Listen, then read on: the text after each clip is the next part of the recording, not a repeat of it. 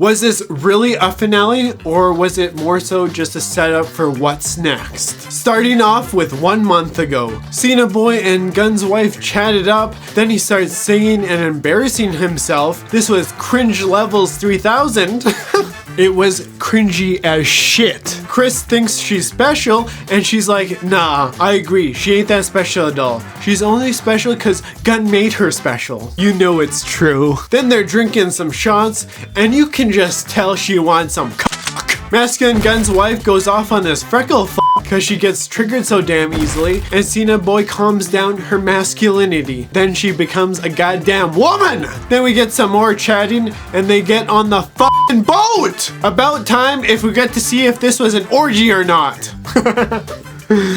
I'm thinking it was. Then you see that this was also directed by Gun Boy. Homie just can't let anyone else work, it seems. He's got full control. He's the only one that's getting paid. Is Gun Boy. That's just how it works. Oh, you wanna direct? No, you can't. You're not good enough. You're not Gun Boy! Cena Boy is in a cell and he doesn't want to see any of his gang. The Argus clan is looking in the dimension portal thingy. Grillo Boy and John banter because their communication and GPS goes out as soon as they enter the dimension portals and shit. Bird blindness dude keeps talking and homie tells him to shut the fuck up, telling a story about how he threw up on a stripper. Does this help the story? Nope. Just some random ass shit for no reason. They then find a door that's opened and they head into it. Then these little fucking alien things come out and attack them. You'd think they'd move, but nah. They're like, we're good guys. We don't need to move at all. We're just G's. We're just like, oh, there's things running in the grass here, but we're not gonna do anything about it. It's fine. Everything is fine. And of course, Gun Boy here has to add more small little cute creatures to hide the trash season of this show. That's how I'm looking at it, because it's just mediocre. It's shit. Oh, I'll just put these little cute little baby alien thingies in here and we're good to go. Everyone will just forget it's trash. Those baby alien things cut the rope and now they're stuck in this weird ass dimension place. And little dude is trying to hump the shit out of bird blindness dude. I will admit, I thought that was funny. Gun's wife takes out a gun and starts making these alien baby things go bye-bye, turn it off! These cute little baby alien things get through this one guy's mask and start eating him! I was like, damn, like these little fuckers ain't so cute! The other Argus clowns open the door and then they start running towards the door because they're like, shit, we need to get the hell out of here because these cute little baby alien thingies are gonna fuck our shit up. They get back inside and just destroy these cute little alien baby thingies. And the dude that threw up on a stripper got the old bye-bye, turn it off. John goes through all these doors looking for something and he goes off about how these dimension doors are a bunch of bullshit and they don't know what Grillo Boy is up to. Gun's wife continues to drink that fruitcake beer. John finds Eagly and I guess that's what he was actually looking for. Eagly all depressed and shit. I'm like, damn, fucking bird is all depressed. I feel bad for that damn thing. Then John is like, let me get some bologna to cheer him up. They just know he loves goddamn bologna. That little f***er loves bologna. Then Vigilante's mom tries to talk to Vigilante and he's like, nah, get off my nutter butter. Then Lee shows up and he's frustrated as shit. Lee just has to show up with a shirt that says, no justice, no peace. Come on, guys. Are we serious here? Is that really necessary? Lee talks about helping Chris because he's broken and Vigilante's like, nah, he's not broken. He's the toughest motherfucker there is. Lee wants to hire a capable lawyer and use the blood money and Vigilante's like, hell no. And I'm like, damn, Vigilante is just wilding out now. Then he says, why not a prison break? And Lee is like, you think you're the good guy here? And I'm like, kind of agree with her on that one. Then she uses some manipulation tactics saying she's the best friend to Chris and he's like, hell no. Then he's like, shit, let's help Chris Boy. Cena Boy gets bailed out by Lee and Vigilante. He goes to the house and sees John and takes Eagly away. Then the gang is like, how did you let him go, John? And he says, I'm not gonna tackle the guy. And they just don't know where he went. And then Gun's wife decides to go to work and back to the dimension portal thingy opening damn doors. Now it's just a montage of opening doors, some high-fiving, sad Cena Boy, and doing icing sugar. And then getting chased by zombies and killing those who got infected. Masculine Mocha Chick and Gorilla Boy are seen together in bed, and I just knew they were plowing like rabbits. And Cena Boy just chills out here, and more Argus people get the bye-bye turn it off, while Grillo Boy here celebrates. They then go through this one door and take off their masks to enjoy the fresh air in slow motion. Gunn's wife gives Grillo a folder and they say they got it. Well, something just seems off as shit. Turns out Rick Flag Boy here wants to build a prison on another world essentially, taking these bad metahumans off Earth so they can just f off somewhere else. Masculine chick is like, I ain't going to dinner with you, Grillo Boy. She's just avoiding the now. She's looking for some scissoring. She wants to get that scissor action. You know, that little 69 action. You know? One of the two anyway. Gunn's wife gets a message from masculine chick and they both meet up where Chris and her had a good time. These two masculine chicks don't scissor quite yet, but she tells Gunn's wife that their friends died to find a place for a fucking prison. That's what they're looking for this entire time. A damn prison. I'm like, damn, okay, well, in a way it kind of makes sense. In a way, not entirely.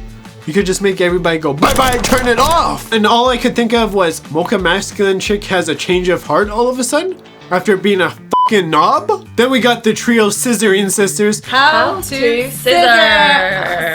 And they all gonna get down on each other and Lee Girl got plans. Gunn's wife finds the ticket to the boat, so I guess we'll finally find out what the shit happened there. They listen to this band Nelson and they're just enjoying the tunes. And I'm like, come on, just show us the big orgy or something that Gunny here was planning. And it turns out they just kiss each other. I'm like, that's it? That's all they're gonna do? And Gunn is like, hell yeah, kiss Cena Boy, while he probably jerks off in the corner watching this shit. You just know he is.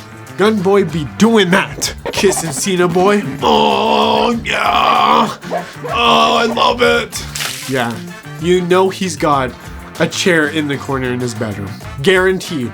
Then Gunn's wife decides to leave as she has too much trauma and she's a damn masculine chick. And it was such a shame. I thought there was gonna be some weird ass orgy shit. I'll just say it. It's very lackluster in my opinion. I wanted some weird ass shit again.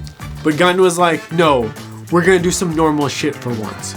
Because it involves my wife. Lizzo Girl goes to talk with her true scissoring sister and she's like bye-bye and she's gonna go do her own business, and now we got sad scissoring sister and they know they ain't for each other and they gotta end this scissoring shit. No more scissoring for them both. They've had enough. They're at it. They're done. They're quitting. Too much scissoring. Scissoring gone. John makes a fool of himself by distracting Pedo Stash Dude, then tells a joke badly, and yes, he's not good at distracting anybody because he's John the Dork. They find Cena Boy and they all go after him, then Vigilante body checks him and tases the shit out of him. I'm like, god damn, Vigilante gone wild. You know he just wanted it rough. He wanted to pound that ass. Probably wanted to butt f him. The gang have a meeting with him and he's like, I'm cursed guys. Everybody he loves gets all bye-bye, turn it off. It's so sad. I will say this scene made me laugh because it's really true. That's why it was so damn funny. I was like, yeah, it's kind of funny actually. But just the way he delivered the line was hilarious. I get to go to an alternative dimension and what's the first thing I do? I kill my fucking self. Yeah, everybody dies. I'm like, yeah, that's kind of true, actually. Everybody does seem to die around him, so he's spitting facts. Then Lee goes off saying, Chris Boy is awesome, and Vigilante is like, you're my BFF butt boy. You know he wanted to get it in, you know? He wanted to get it in. Then Lee says John has done so much for him, even though he's the biggest coward ever. And Gunn's wife chimes in saying, we're a good little gang, and they've been listening to all the wrong people.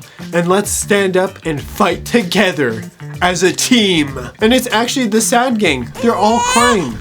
All their emotions are coming out. Oh, wow. They should just call themselves the Crybabies. I think that would be better. Then Cena Boy comes back with the fucking boat again. Like, he really wants to know if anything actually happened. How many times does this guy gotta bring this shit up? A bajillion times? And Cena Boy here is just a big simp. And then she finally says that kiss meant everything to her. And we just know Gunn is sitting in the corner like, just jerking it. You know he is. And then Cena Boy gets back into his room and he's just so damn excited. What the shit is going on? Well, that's all it took, and he's like, shit, I better rub one out here. That's basically the show. Just everybody's rubbing one out here. And everyone's got trauma, crying, all this bullshit. Maybe this is just going on in Gunboy's head.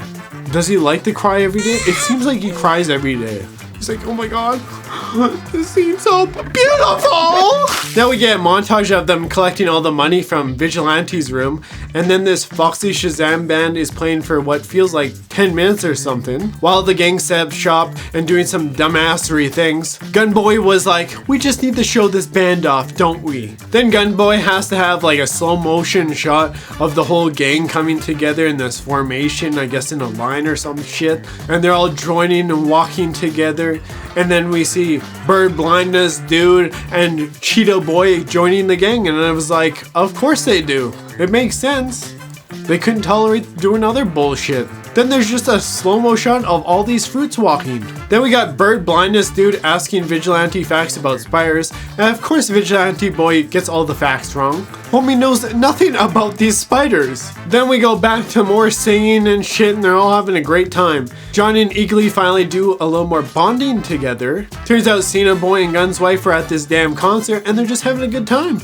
And then the gang comes out of the damn office, and then they form Checkmate. But I think it should have been Crybabies. Instead of making the world greater, they're making the world shittier. Chris goes back to his motel and he's captured. He then arrives to Argus and sees Rick Flag Boy again, and he gets taken to that other Earth dimension, and he's like, this is for Rick Flag Jr., my cracker, and locks him up in that other dimension so he can test how good it is. And I just knew Gorilla Boy was gonna do some f***ery at them. He just couldn't let it go. Cena Boy here's got to get the old bye-bye, turn it off. Things were going well for Cena Boy. And then this shit happens. I'm like, damn, this boy is cursed. And now he's shit out of luck and totally fucked. And the post-credit scenes just suck my ass. You don't even need to watch those. Was this really a finale, or was it more so just a setup for what's next? I think this was really just a setup for what almost feels like a season opener, but I guess we'll just take whatever Gunn throws at us, because